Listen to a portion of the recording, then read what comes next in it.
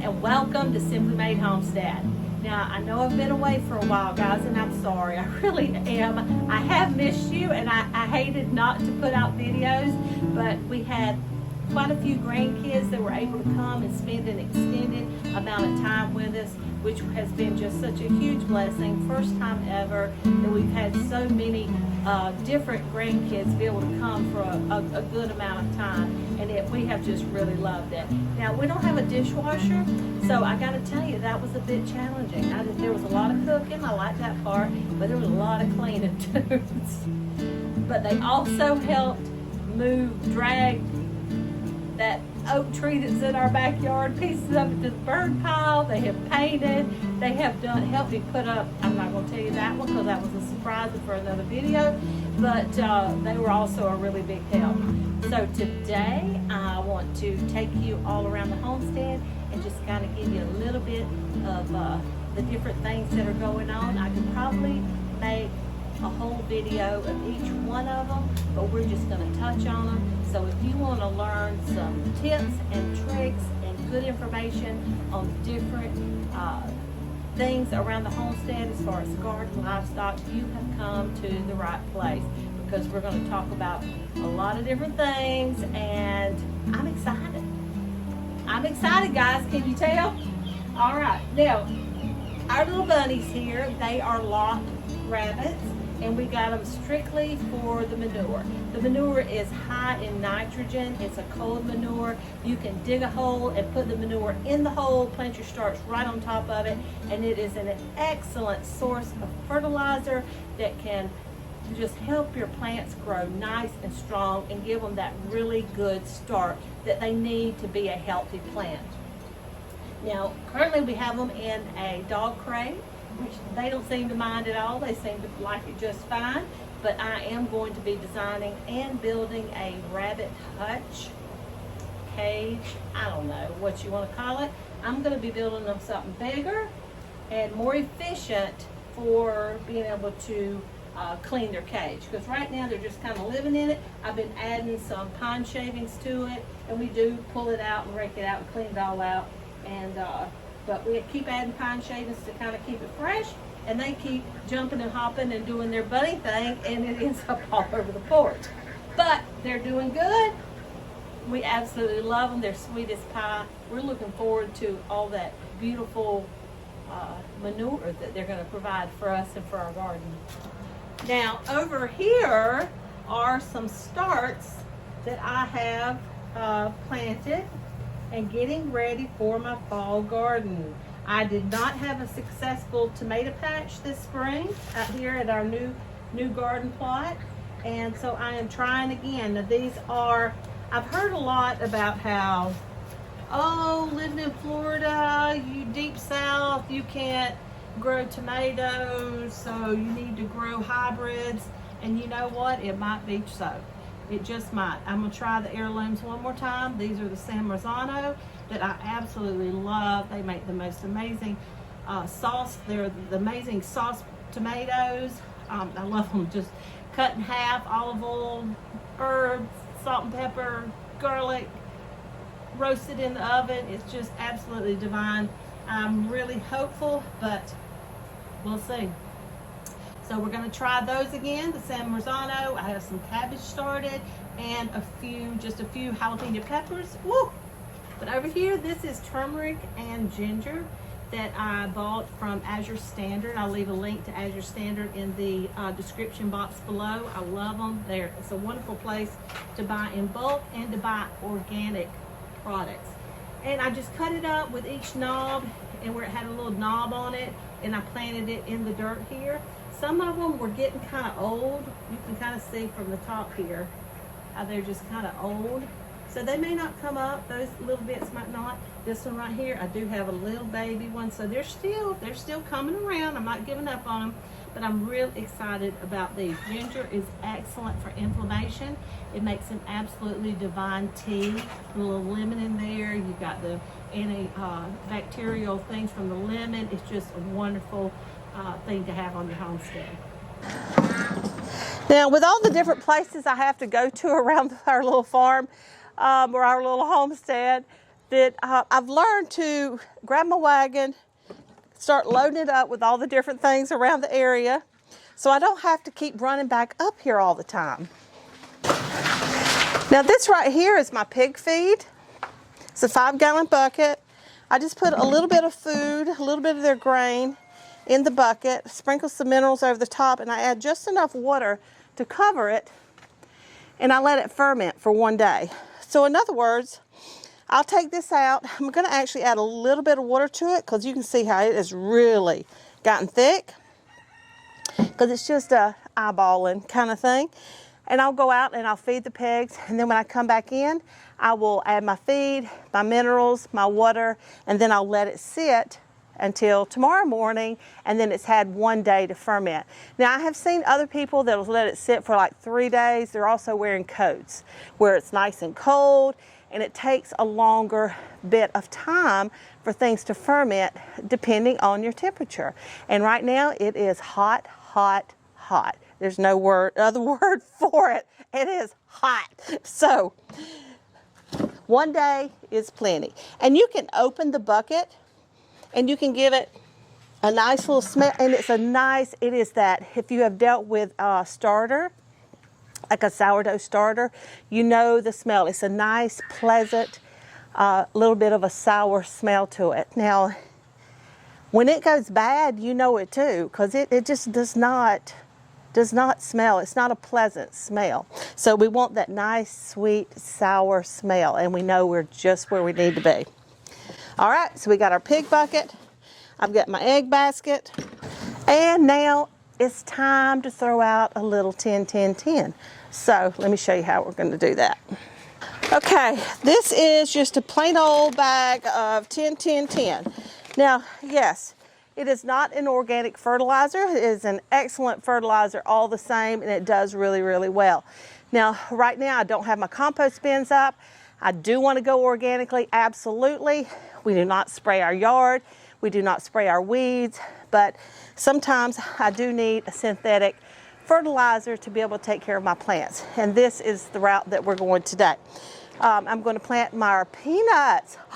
If you saw our video on planting peanuts, I can't wait to show you. We're going there next. Goat food. I had to replenish my bucket and their minerals. Whenever I put the goat food down, I do sprinkle over the top of their feed a little kelp, but the minerals just goes into a free choice bucket. And I need a cup for the 10-10-10 and some gloves to keep it off my hands, and we're ready to go.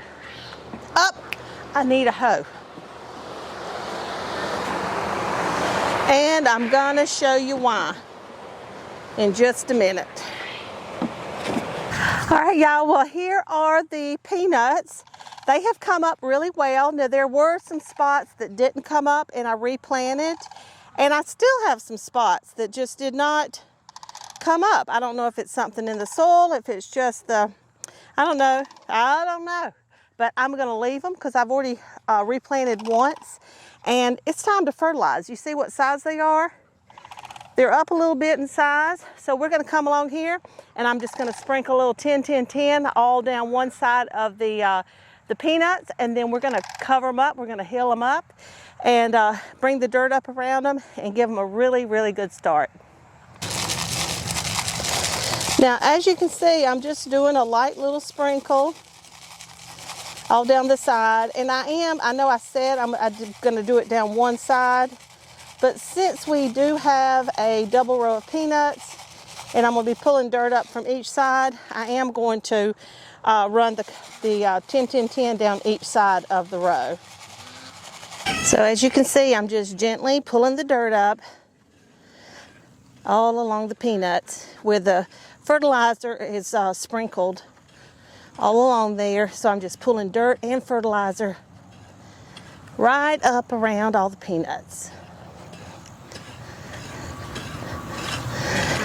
And I'm going to do this up and down both sides of the row. Now, once I finish, I'm going to go over there, I'm going to turn the drip line on, and we're going to get it watered. Now, this soil, I've been watering every morning with this heat for a couple hours every day. And because over there behind this little patch, that little pitiful looking pea fence, because I've been pulling those up. And the pigs and the goats love those beans. I'm sorry, those were the greasy beans. And over behind there were the sunflowers that I cut them down, left the roots in the ground. Because when you pull up a sunflower, I'm here to tell you, whoops, I'm here to tell you, take a lot of dirt with you. All right, so the peanuts have been fertilized and healed. I've pulled a little dirt up. I haven't gone to any kind of extreme. I've just kind of pulled it up along the sides. You can still see the drip tape a lot of the ways, because I actually pulled it up out of the ground and laid it on top so I could see what was going on with it, because we were having a little problem with the middle one that we had to replace it. Now, if you've seen any of our last few videos, you know these 2 rows right here were all sunflowers. Now, they got to where their little heads were hanging over and they were turning all yellow and everything, so we picked them. We removed the flowery part to it, and we've got them inside drying under a ceiling fan. Now, when it comes to removing your sunflowers from the garden, the best way to do it is to clip the stalks off right here at the dirt level. Now, I have pulled them up, and let me tell you, it's this big long root system that is just, you're taking up a whole lot of your soil, and it's a struggle. But I've learned since that if you clip them off right here, that those roots will continue to pull from the soil. They're all dying. It's dying back. You can see it's dying, but it's going to break down and it's going to continue to feed your soil. So since my okra harvest was so poor this year, worst one I've ever had, I've never had a bad okra harvest actually. It's like the easiest thing to grow here in Florida. But I planted some new okra 2 days ago, one right in between of each of the stalks. Here are the breasts. You can see they're growing really well. They look great. And it's gotten pretty obvious that we have 3 males and 7 females. Now these 2 little Rhode Island Reds, they got thrown in the box as extras, which I would have rather to have had extra breasts, because I really don't need any more of those kinds of chickens. We've got 31 already, so I think we're good, but they are what we have them, and Rhode Island Reds are really good egg layers. We don't need more eggs either, but hopefully we can help the community and be able to sell some eggs for a good price. Some nice, healthy, farm fresh eggs. But they're doing really, really well. You can see Bandit over here. Can you see him? Yeah, I think you can see a piece of him. He loves to chase the birds. So, yeah, you can see him there. So it's going to be a while before he can be around the chickens without a fence. Now, let me just turn you here. This is our chicken area now, our breeding area. I am going to separate 2 of the male roosters, 2 of the roosters, like one into each side of this pen here, and then split the girls. And so that way we can start hatching eggs from, and we know that's, you know, we have a different line. Now here in the center pen, we do, for all you quail lovers, we do plan to put our quail in here. Even though I run a fan all the time in the garage, I've wanted to put an air conditioner in there. I just can't talk my husband into it. But even with a fan running, it is so hot in there, y'all. It's just ridiculous. Of course, they keep fresh water all the time, but it's super hot. So we're going to bring them out here, and we're going to give them more of a natural lifestyle. When I started my quail adventure, I wanted to breed the different colors, blah, blah, blah. I really don't. I've got a lot to do. I've got a big family, and my family is very important to me, and I love my animals, but I can only do what I can do. So we're going to put all of our quail. Now, we will put so many males per female in here, and we're going to see how it goes. Now, we've never done that before, so I don't know, but that's what we're going to do. We're going to build little I don't know, little teepees or little houses in there where they can go in there, and, you know, like just with sticks and stuff. build little things. I may give the kids, that would be a really good project for the kids to do. And they can go and because they like to hide, and put some limbs in there and give them places to be able to go under. And I think they're really, really going to enjoy it. Now down here on the last two, right now, if there was a business for breeding male silkies, then I would be doing really well, because that's all we can seem to hatch are male silkies. So I'm going out of the silky business. I'm going to try to find them a good home, and we're just going out of it. We had one little baby silky, and I had high hopes that it was a girl, and it turns out it's not. He was out here. They just came out here a couple days ago, so they're filling their oats and you know, crowing a lot, showing who's boss. And so everybody was crowing, and he was standing up beside his daddy, and I didn't get a picture. I didn't have my phone with me, but he was just crowing big as the world, and just had this very young little crow to him, and it was so cute. It was absolutely adorable. I hate that I didn't have my phone, but I didn't. And so if you know anyone that is interested in some very healthy, beautiful silkies, and we have 4 males and 1 female. Give me a message, shoot me a message, and we'll talk. Now, just to give you a little closer look to the inside of their pen, you'll see there they have a water bucket, and we pulled it back so it's not, the sun's not hitting it at all, because the afternoon sun comes in on the right there. And we have a bucket there, so that way, and it doesn't ever get green because there's no sun hitting it. And there's their feeder. And we will put an automatic feeder in there. We have a video on how to make that. I'll link it for you in the description box below. And it's a 5-gallon bucket like that one. And you fill it with feed, and it's just, you don't have to fill it all the time. And it's just great. And the little roosts back there, they're really enjoying it. Now we do have to get nesting boxes in here, which we're actually going to make out of milk crates this time. And I think it'll be a lot easier to clean and to take care of. There's 2 of our boys.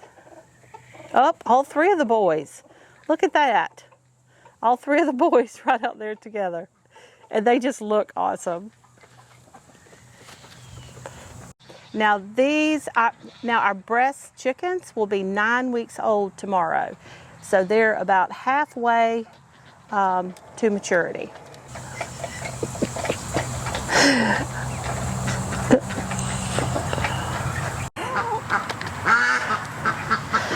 Now these guys are some super hungry critters, so I've got to get them fed.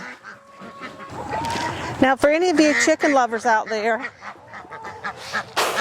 we do feed them a good chicken feed, but I mix it with Manna Pro. I add just a little bit of Manna Pro in there because it's full of vitamins.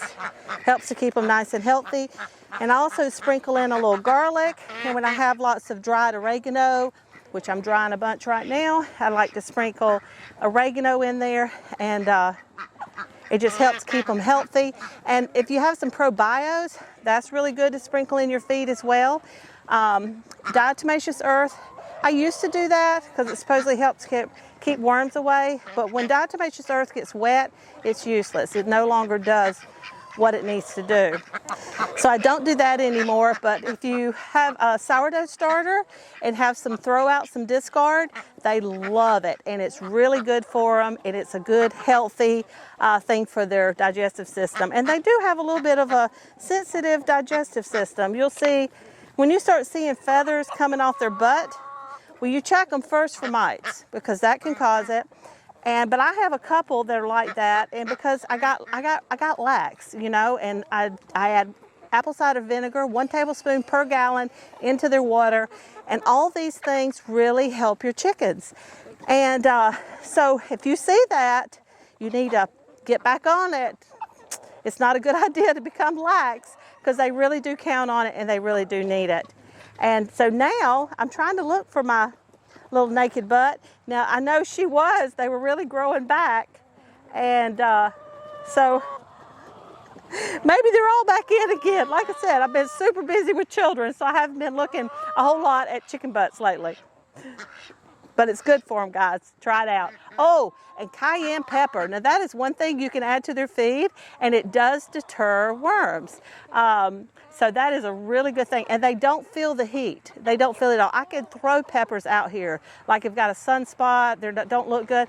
They love them. They love the peppers, guys. So load them up. Now these pools, they desperately need to be replaced. They've got one good one left, and then this piece of one over here, where it still holds some in the bottom, so we're still using it. But you can see I got a new big crack, and that sun just does really dries it out and makes it brittle. But when I got these pools last year, I got them at Walmart, and they were $5 a piece. Now I haven't been able to find them at Walmart since, but the ones I did find, they were $15 a piece.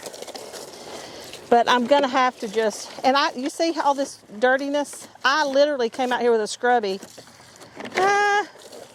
beginning of summer and scrubbed these pools. And I don't know why this one's dirtier than the other one, unless it's just being direct sun a lot more often. But I still put a little bit in there because they like getting in there. And fresh water is just really good for your animals, y'all. That's when you read up on taking care of any kind of animals, that's like the main thing. Fresh water.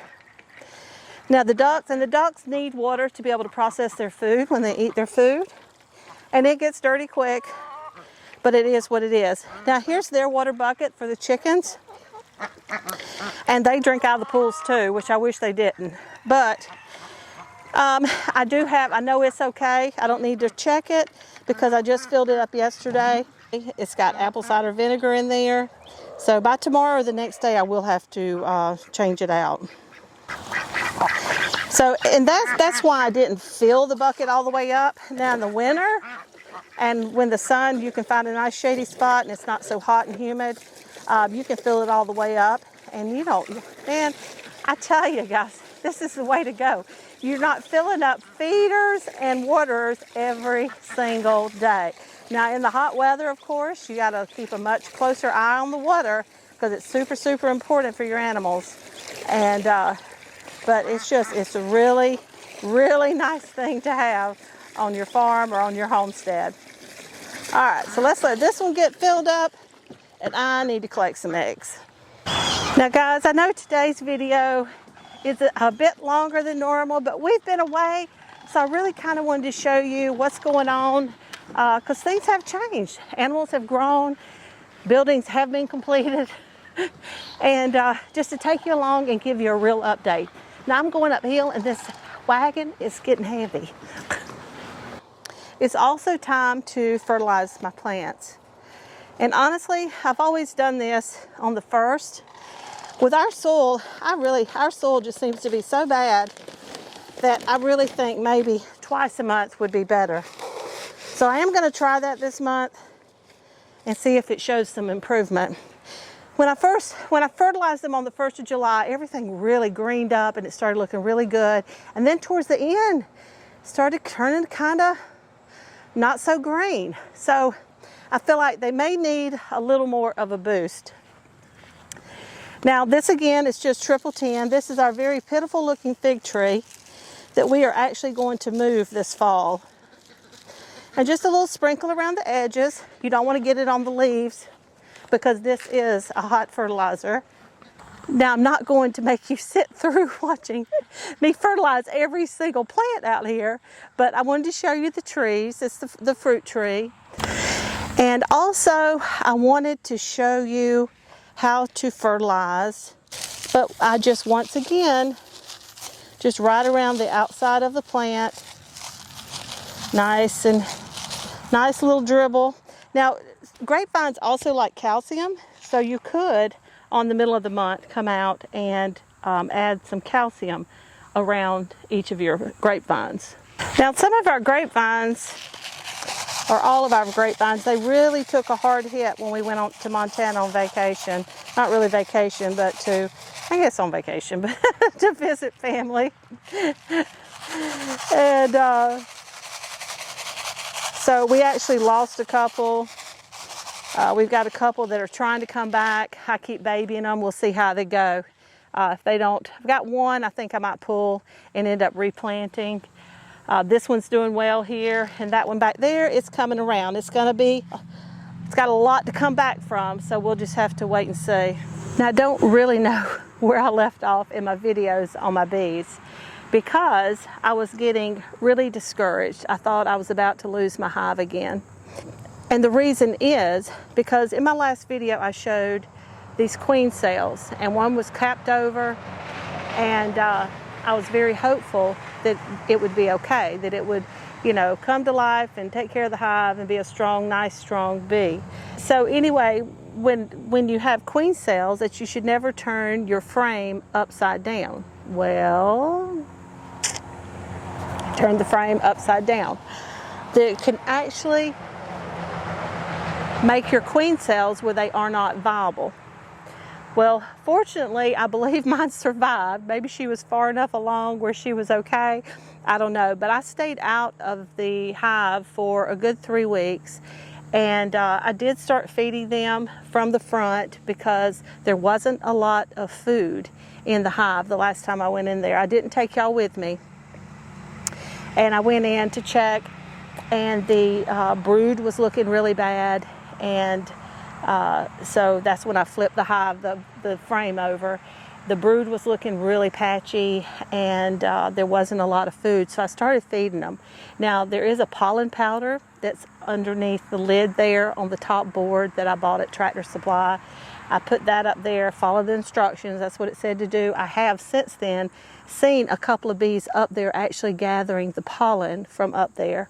Because I know we don't have, I've got some zinnias blooming, my sunflowers are done. There's not much in the way of flowers here around our homestead, and nor out and about. Now, there are some wildflowers along the roadside when you get out, so they're probably gathering a lot from there, because I am seeing them bring in a lot of pollen. So, but I have put it's just a sugar water mixture on the front. I tried adding the pollen to it, heating up the water to melt it, doing everything. It still just seemed to accumulate in the lid, and the syrup still dripped out, but I don't know, it just felt like it was being wasted. It wasn't being used. So I just started adding just simple 50-50, half sugar, half water, 4 cups water, 4 cups white sugar, and putting that in there. Now, I have read and heard in the fall it's not good to use a front feeder because you can really bring about robbers. You can really get them all excited and say, here, come here, we got the good stuff over here. So you don't want to do it then. And there is a top feeder that you can, it's like a box like that, honeybeesonline.com. They have them that I'm hoping to get to be able to put on there to be able to feed my bees when I need to. And when you have a weak hive, feed your bees so they're not having to work so hard out foraging for pollen and for nectar to bring back to the hive. They can concentrate on their brood and to be able to feed it and keep all the cells clean. And when you have a weak hive, be sure and feed your bees. So this I have learned for sure. I really feel very confident in that. And so about a week ago, I went back in. I still had children here, so I didn't bring you along, guys. I'm sorry. And I was really not expecting good things. But I went in there, and there were a lot of good things going on. The brood pattern, there were no queen cells. There was one little one that looked like, but it didn't have a cap on it, and it was very small. It wasn't either completed all the way, or they changed their mind. I don't know. Maybe the queen was born and everything was fine, but all the other queen cells and the brood or the drones had all hatched. And so it was really, I was very impressed. In 3 weeks' time, man, these little girls, they can really take on a big job and do a really good job. So they're doing really, really well. We had lots of food, lots of brood, and the brood pattern looks so much better. I still cannot see a newly laid egg, like a day-old egg. It's just such a tiny speck. Even though I wear glasses, I try to magnifying glass. I'm hoping the day will come where it's like this revelation, aha, there it is. How much I would love to see it. There was larvae, you know, all over the place. So I'm feeling really good about it. And many of you may be wondering, why in the world do I have that top box on there when I have such a weak hive? Which my hive is getting stronger. It is getting stronger. It's much stronger than it was a month ago. And we are steadily feeding them. But also, it is super, super hot here. Like right now, this is in some has dappled sunlight coming through, but it will be full on sun here in a little bit. So I have a little piece on top. When I do my next bee video, I'll show you. I'll be sure and show you, because I don't think I had it out here on here before. That's just under the lid, and each side has a little circular hole all the way through with a screen over it to allow airflow. Now the bees, they like their hive to be nice and dark, so it's not letting sunlight in because it's right under that lid. I did have it lower where sunlight was coming in until I read where the bees like it nice and dark, so I moved it up a level. Natural colored wood that you see there is the top cover, and then above that is the piece that I'm talking about with the holes in it. And I also saw, I don't know, guys, I do a lot of research, and where if you put on the extra deep, that it allows for extra airflow. So the hive is not getting so warm, because there's a lot of bees in there, a lot of bees that are working.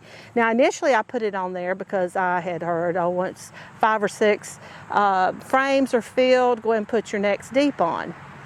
Well, I'm not feeling good about that. I don't think I would do that again unless it was hot weather, because it allows them much more airflow and to help keep the bees cool. And so I liked that idea. So they're doing really well. Now late in the day, you'll see them all on the outside of the box, and they're just a fanning. They're trying to cool off the hive and keep the queen nice and cool. And I'm just real pleased. Doing good. So if you haven't subscribed, be sure to do so and hit that notification bell if you're interested in bees or any of the other things that we have going on around here, because when I go back in, I will bring you with me and I'll show you all the things that I'm talking about in this video. Sorry, sweat running off down my nose. All right, so I'm gonna go put the eggs in the house where it's cool, and then we'll head down to the pigs and the goats. All right, y'all, off we go to the pigs and the goats. And yes, there have been changes going on. Now, our little pigs, golly, it's been a long time since y'all have seen them, and they have really grown. Now, our gilt, which means she is a female that has not freshened, which means she has not given birth ever. And y'all, I'm sorry I'm breathing hard. This wagon's heavy. But she is a lot bigger than our feeder, which was a little disappointing. But sometimes, you know, it's just the way it is. But they really like each other. They're used to each other. They're hanging out. The fellow we got the feeder from, he did offer to switch him out, and but we decided to just keep old Pork Chop, because we're used to him and he's used to us. Now, are they not the cutest? I mean, seriously. And they like to be nice and cool, don't we all? And this is the only way they can do it, with water. Now I'm going to show you up close here. Now you can see here, you see how firm their food is? So I'm going to add just a little bit of water. And let's get these things fed. Because they seem like they're starving to death, don't they? I see you, baby. Yes, I do. Come on. Come on. Come on, let's eat. All right, now try not to step on my feet. Come on. I really need a pair of boots. Y'all have pure dump the bucket over. Oh, gosh. Well, kids, you got most of it in one bucket today. Yes, you did. They love to go back and forth between buckets. They're so scared they're gonna miss something. Or it might be better over there. Something going on. And just like that, it's like ducks. Ducks need water to be able to drink and eat their food and to process it. But pigs, they need water to help keep them cool. And one of the diseases that pigs can get is called greasy pig disease. I started noticing these whelps on Izzy's ears. And then it started coming down her eyes and on her nose. And Pork Chop started getting it real bad around his feet and on their tails. So I called our vet, and she came out and she said that she really thought it was greasy pig disease. She gave both of them 2 shots apiece of antibiotic. One thing that she asked about their water. Now we've got a 55-gallon drum over there that's full of water. We've got a tablet in there to keep it nice and fresh. The bucket was made for food. It's food grade bucket.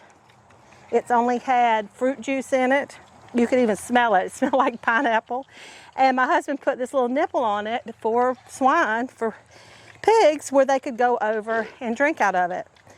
They have shown no interest. We have tried everything we can to coax them to it. They haven't. So we have continually kept water buckets out here.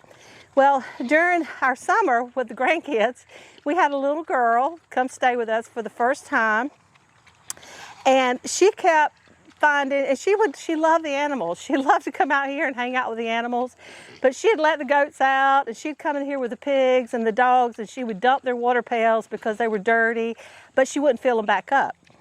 And I didn't know it. It was a little bit before I discovered what she was doing.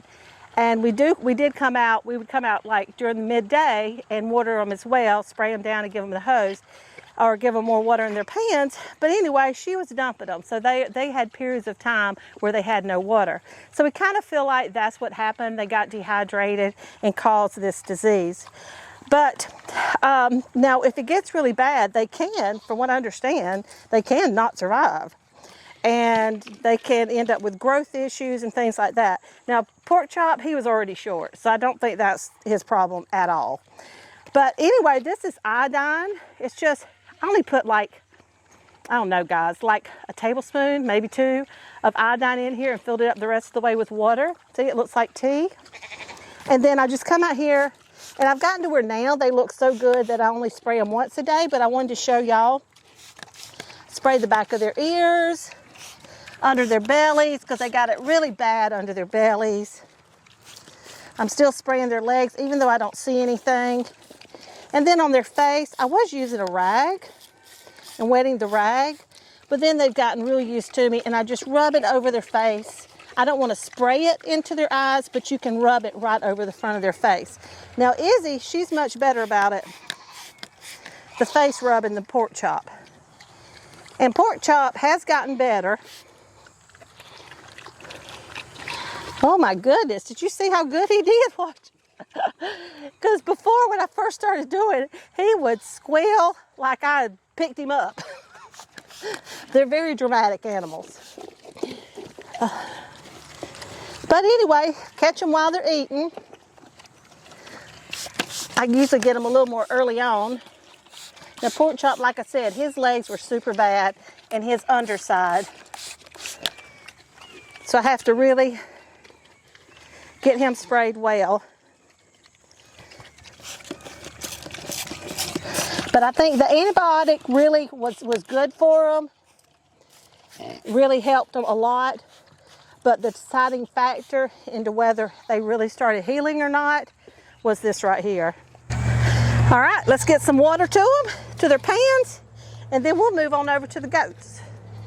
Always make sure your hoses, that the water coming out of them is nice and cool. Because man, oh man, the middle of the day, it comes out of there at such a hot temp that I literally cannot put my hand on it like that. Make sure it's nice and cool before you spray your animals, like I did with the pigs. And before you fill their water bowls. I do like to rinse their water bowls out because they'll have their feet back in it and their dirty little snout in no time. So they'll have plenty of dirt back in there soon enough, but why not at least get rid of the old stuff? Now you'll see over there the big old 55-gallon drum. And we put it in a really nice shady spot. It's a blue, it's really thick, so that we don't have to worry about all the sun turning it green, plus the tablet that I put in there. I'll put it in the description box below, the little tablets. I bought it from Amazon to help keep your tanks clean and healthy for your, it's made for livestock. All right guys, check this out. These are our goats. Fifi, where'd you go? Are you being bashful? These are our little bucks right here. I just love the little rascals. Yes, they're so cute. And our girls are on the other side. We just put them back together. Bucks on one side, girls on the other. Yesterday, they'd been in the pen, boy and girl, Tippy and Fiona, and Manly and Athena. They had been together for 6 weeks, and we got to move back yesterday. So now we've got to get a buck pen built and to get the bucks moved out, this place cleaned up, because this is going to be the nursery for when the girls give birth. Now here is the minerals that I use for the goats. It's Sweet Licks, Sweet S-L-I-X. Come on, fathead. Let's go eat. Come on, come on. Let's go eat. You gotta move your big foot. I have baking soda in one and the Sweet Licks, the minerals. And the baking soda, because of all their rumen and all their stomachs, and it just kind of helps settle their stomach. It's just a good, healthy preventative for them. Hey, Athena. Come on, let's go eat. Come on. Let's go eat. Fifi, that was my foot you stepped on, sister. Oh my gosh, how do y'all have hay left? How did that happen? Huh? Now here is the girls' side, and they have pooped all in their water, all in their food troughs. Don't know what's going on over here. Ow! That was my foot, Athena. Now here's their kelp. Like, I won't even use all that. I just give a little sprinkling. Move your head, big girl. There you go. See, I only used about half of that over their food. Their baking soda looks good. Their minerals looks good. I really think it's the boys. They seem to really get in the minerals a lot. But they have got some seriously nasty water. So we are going to clean that up and get them some fresh. Now just look at that nasty bucket. I don't think I've ever seen a goat bucket that nasty. But we've got to get that mess cleaned out. Now apple cider vinegar is really good in your goat's water as well.